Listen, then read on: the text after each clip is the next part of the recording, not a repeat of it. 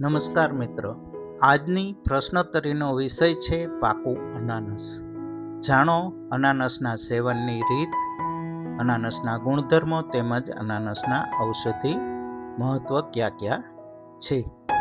સામાન્ય રીતે પાકું અનાનસ જ ખાવાના ઉપયોગમાં લેવામાં આવે છે. પાકા અનાનસના ગુણધર્મો, ઔષધિ મહત્વ તથા ફાયદા અને સેવનની રીત કઈ કઈ છે, ચાલો જાણીએ. પાકું અનાનસ મૂત્રલ છે. પાકું અનાનસ કૃમિનો નાશ કરે છે. પાકું અનાનસ પિત્તશામક છે. પાકું અનાનસ ગરમીના વિકારોને મટાડે છે. પાકું અનાનસ બરોળ વૃદ્ધિ મટાડે છે.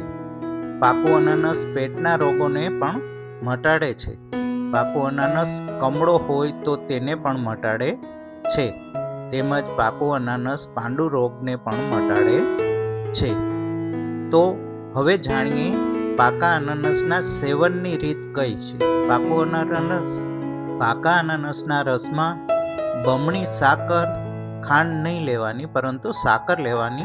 પાકા અનાનસમાં બમણી સાકર ઉમેરી જરૂર મુજબ પાણી નાખી શરબત બનાવી પીવાથી હૃદયને બળ મળે છે તેમજ ગરમીથી થતી બળતરા શાંત થાય છે. મિત્રો, ચેનલને હજી સુધી લાઈક, શેર અને સબસ્ક્રાઈબ કરેલ ન હોય તો લાઈક, શેર અને સબસ્ક્રાઈબ જરૂરથી કરજો. હવે જાણીએ પાકા અનાનસનું સેવન કોને માટે નુકસાનકારક છે.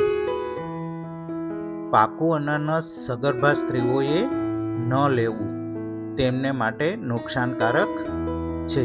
તેથી સગર્ભા સ્ત્રીઓએ પાકા અનાનસનું સેવન કદાપી ન કરવું. પાકું અનાનસ કોઈ પણ વ્યક્તિએ ભૂખ્યા પેટે લેવું નુકસાનકારક છે.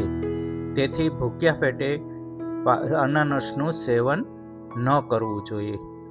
મિત્રો, આવી જ ઉપયોગી માહિતીઓ મેળવતા રહેવા building planning idea by Harendra Chudasama ચેનલને લાઈક, શેર અને સબસ્ક્રાઈબ કરવાનું ભૂલશો નહીં.